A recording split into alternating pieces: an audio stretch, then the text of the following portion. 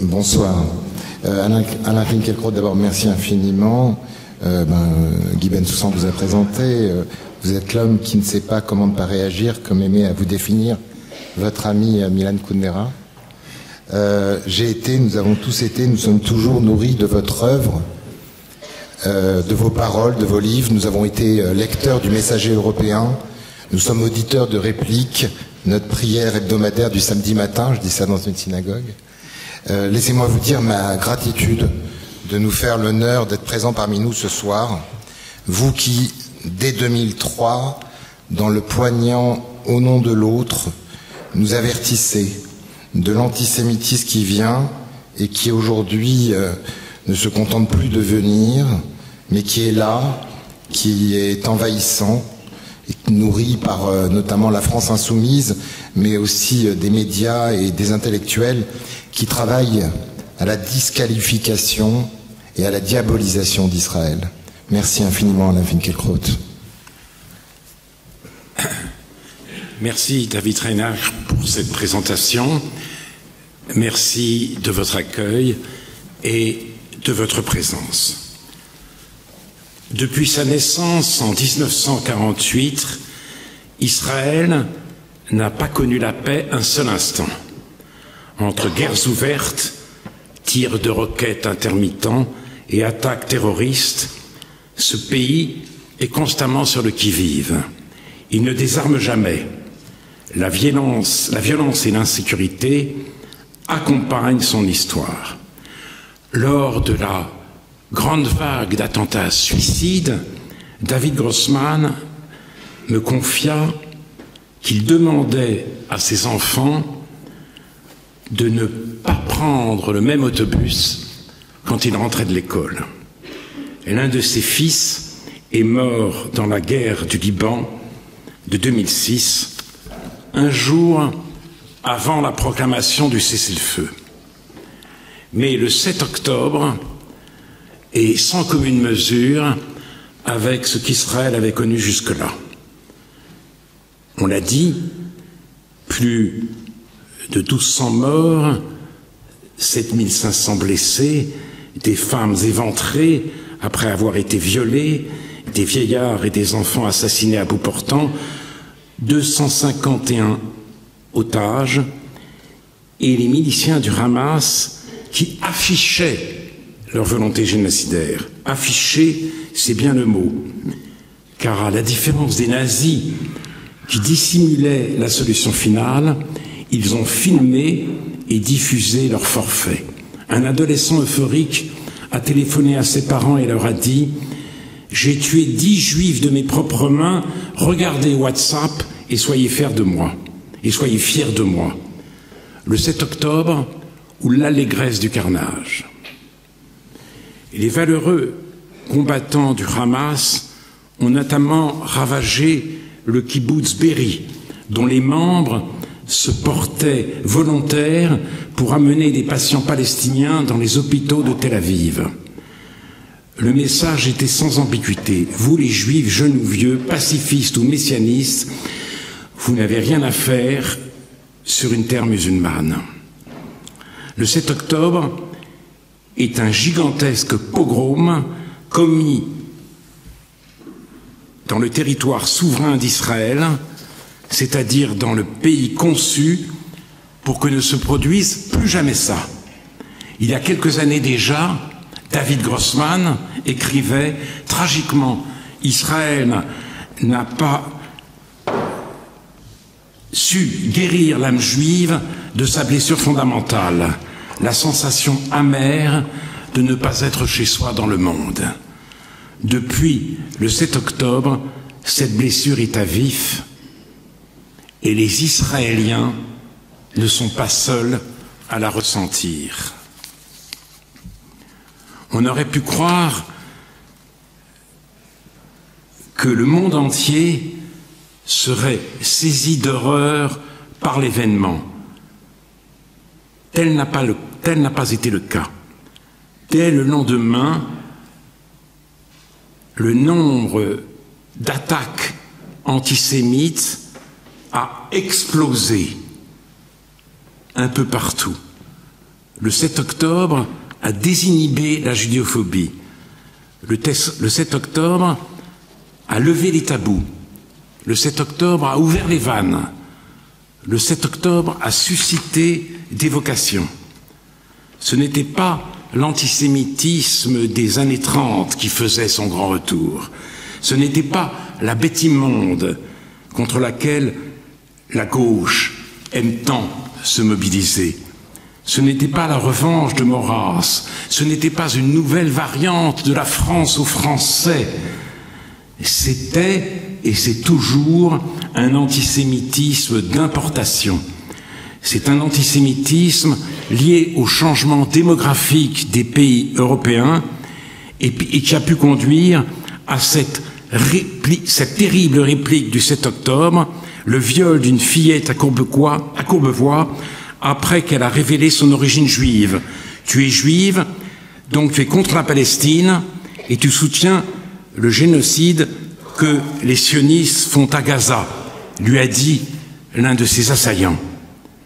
Et cet antisémitisme d'importation a été relayé sans vergogne par l'extrême gauche. Jean-Luc Mélenchon a réagi à la marche contre l'antisémitisme par ces mots: les partisans du soutien inconditionnel au massacre ont leur rendez-vous.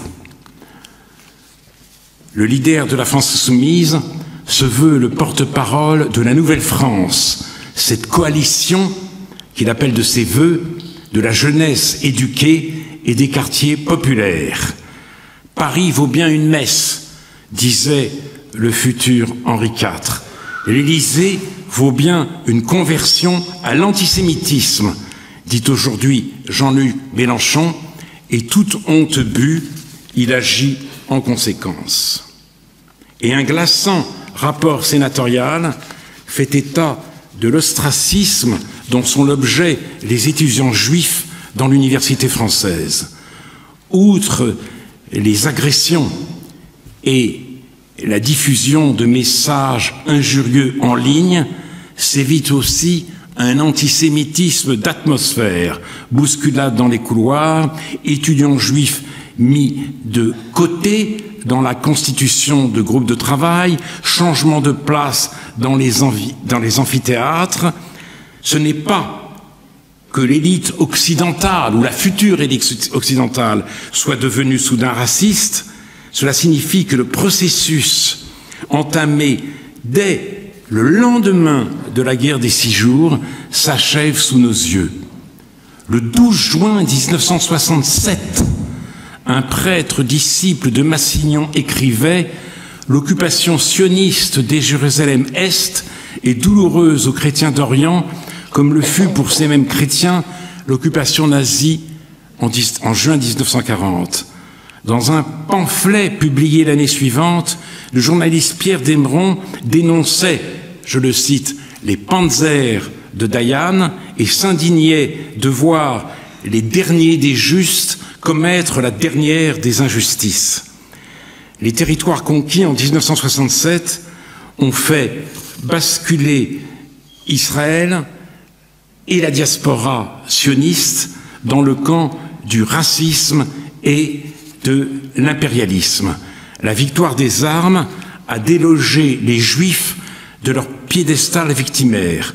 Auschwitz est depuis lors retourné contre eux et la haine peut se donner maintenant libre cours. Elle est pure, elle est humaniste, elle est morale.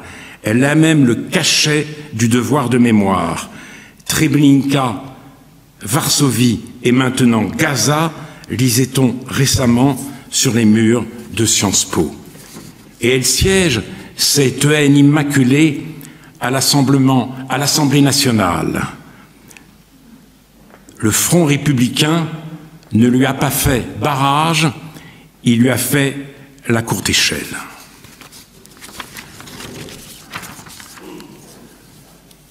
Le juif autrefois, c'était l'outsider, l'étranger, l'inassimilable, l'autre d'autant plus inquiétant qu'il a l'apparence du même. Pour la gauche décoloniale, le juif incarne maintenant la pire version du même. Il est l'avant-garde de l'Occident prédateur et persécuteur. La théoricienne des indigènes de la République, Ouria Botelja, est très claire. On ne reconnaît pas un juif parce qu'il se déclare juif, mais à sa soif de vouloir se fondre dans la blancheur. L'Europe, c'est la tradition de l'antitradition. La critique, comme le souligne Octavio Paz, permit à Kant, à Hume, à Voltaire et à Diderot de poser les fondements du monde moderne. Mais nous, ajoute Paz, nous avons perverti la critique. Nous l'avons mise au service de la haine de nous-mêmes et de notre monde. Et ce nous honni, ce nous coupable de tous les maux, c'est d'abord Israël et à travers Israël, les Juifs. La haine de nous-mêmes et de notre monde s'incarne, se cristallise aujourd'hui dans le wokisme qui affecte tous les campus du monde occidental, et l'antisémitisme est le stade suprême du wokisme. La gauche, woke, reconnaît l'atrocité du 7 octobre, mais c'est pour aussitôt en imputer la responsabilité à Israël. Les essayistes libanaises, Dominique Hédé, évoquent le terrible exutoire de l'horreur quand toutes les issues sont bouchées. L'historien Enzo Traverso écrit « Le Hamas, qui n'est pas un État, ne peut que prendre des otages et lancer des roquettes. Le terrorisme du Hamas n'est que la doublure dialectique du terrorisme d'État israélien. Le terrorisme n'est jamais réjouissant, mais celui des opprimés est engendré par les oppresseurs. La réprobation nécessaire du Hamas, ajoute Traverso, la répression nécessaire des moyens d'action du Hamas ne remet cependant pas en cause la légitimité reconnue par le droit international de la résistance à l'occupation, une résistance qui implique aussi le recours aux armes. L'occupation, quelle occupation? Israël s'est retiré de Gaza en 2005. Toutes les implantations qui se trouvaient sur ce territoire ont été démantelées. Et le blocus a été imposé à Gaza en réponse à des tirs de roquettes incessants. Faisons un peu de politique fiction. Imaginons que le Hamas ait employé son immense richesse à assurer le bien-être de sa population au lieu d'acheter toujours plus d'armes et de dépenser des dizaines de millions de dollars dans la construction de tunnels. Le camp de la paix, le camp qui disait « les territoires contre la paix » aurait été renforcé. Peut-être même ce camp serait-il aujourd'hui au pouvoir. D'où vient sa faiblesse? Des déconvenues essuyées par Israël à chaque retrait des territoires. En 2002, Israël se retire du Sud-Liban. Alors, qu'obtient-il en récompense? Le Hezbollah, alors que le Liban n'a aucun différend territorial avec Israël. Mais il s'agit de toute autre chose pour la partie de Dieu. Il s'agit d'éradiquer le cancer que constitue l'État juif. En 2005, Israël se retire de Gaza. En récompense, il a le Hamas. Les Israéliens ont donc toutes les raisons de croire que si demain ils se retirent de la Cisjordanie, ils recruteront de nouveau le Hamas, c'est-à-dire une menace de tirs de roquettes et de pogroms tout au long de la frontière. Et en 2000, c'est Arafat qui a refusé à Camp David la proposition de compromis territorial formulée par Ehud Barak et appuyée par le président Clinton. 2 jours avant la fin de son 2e mandat, Arafat a téléphoné à Clinton et lui a dit « Vous êtes un grand homme ».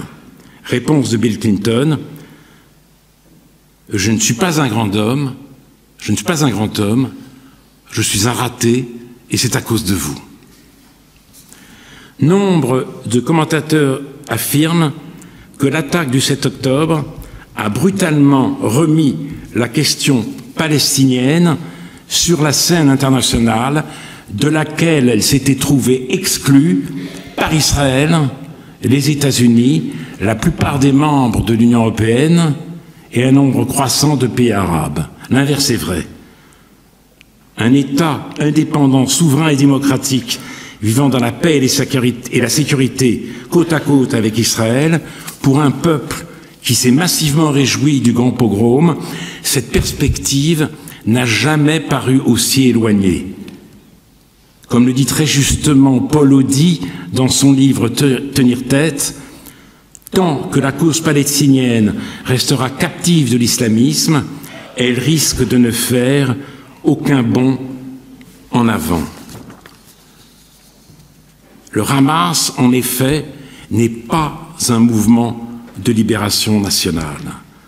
Son objectif, comme celui du Hezbollah, est de purifier une terre musulmane de toute présence juive.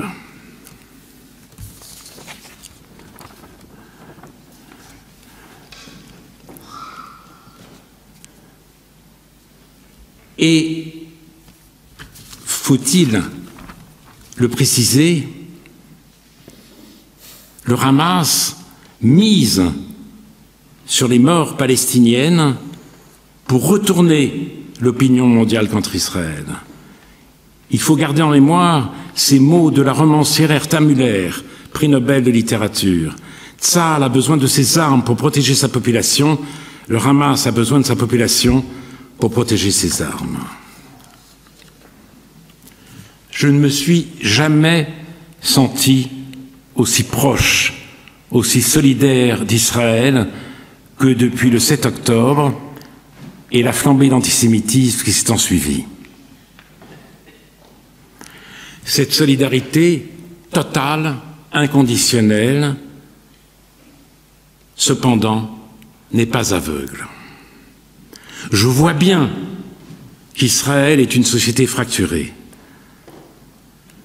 Malgré la guerre qui fait rage sur plusieurs fronts, il n'y a pas et il n'y a plus d'union sacrée. Il y a 2 Israël irréconciliables en Israël.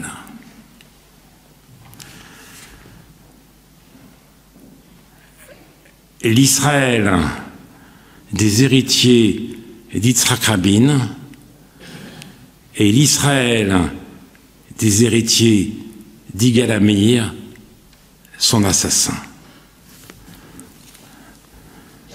Depuis plusieurs mois, des centaines de milliers de personnes manifestent dans les rues de Tel Aviv, de Jérusalem ou de Haïfa en demandant que tout soit fait pour le retour des otages détenus par le Hamas et pour que se tiennent au plus vite de nouvelles élections. Pendant ce temps, une ministre du Parti sioniste religieux proclame son opposition à un accord de cessez-le-feu qui, je la cite, jette aux ordures les objectifs de guerre pour sauver 22 ou 33 personnes ou je ne sais combien. Un gouvernement de cette sorte ne mérite pas d'exister. Bezalel Smotrich a dévoilé sa solution à un État dans un texte publié en 2017.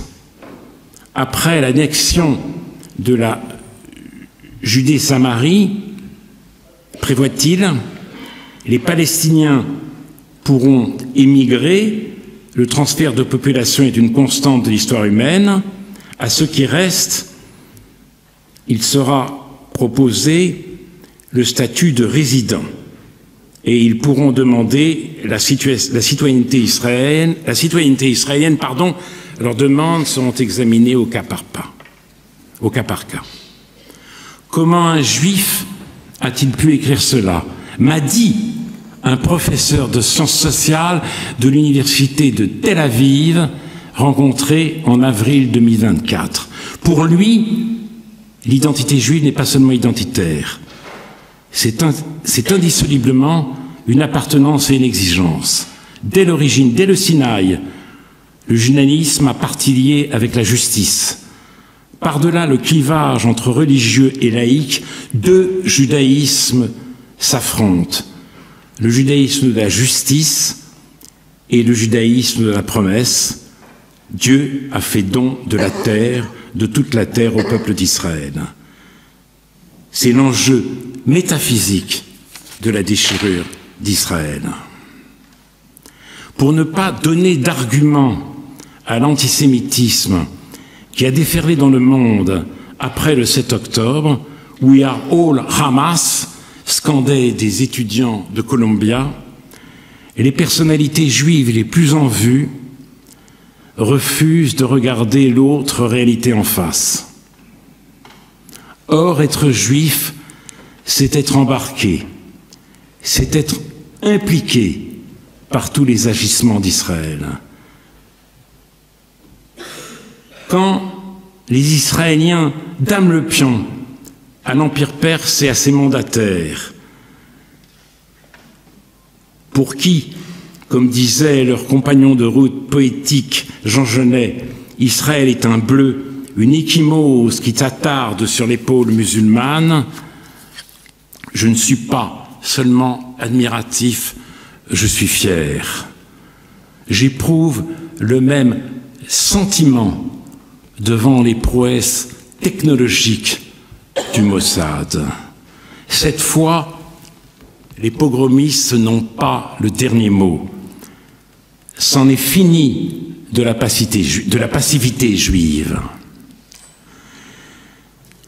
Mais quand Itamar Ben-Gvir, ministre de la Sécurité publique, veut empêcher l'acheminement de l'aide humanitaire à Gaza, quand le général Eland affirme que les femmes de Gaza sont les mères, les sœurs et les épouses des assassins du Hamas, ou encore que des épidémies dans le sud de Gaza rapprocheraient la victoire, diminueraient le nombre des victimes parmi les soldats de Tsahal, et que cette tactique contraindrait le Hamas à la capitulation, ou quand des colons surexcités incendient des habitations en Judée-Samarie, je suis affecté, je suis compromis, je suis sali. La honte en moi le dispute à la colère.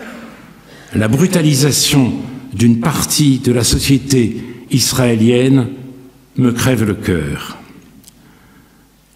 J'aurais voulu, en cette journée de commémoration,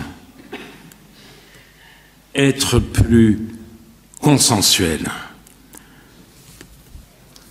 L'actualité en a décidé autrement. Je vous ai fait part de ma solidarité et de mon tourment. J'espère que vous ne vous c'est ma dernière phrase, j'arrive pas à la dire. J'espère que vous ne m'en voudrez pas trop. Merci.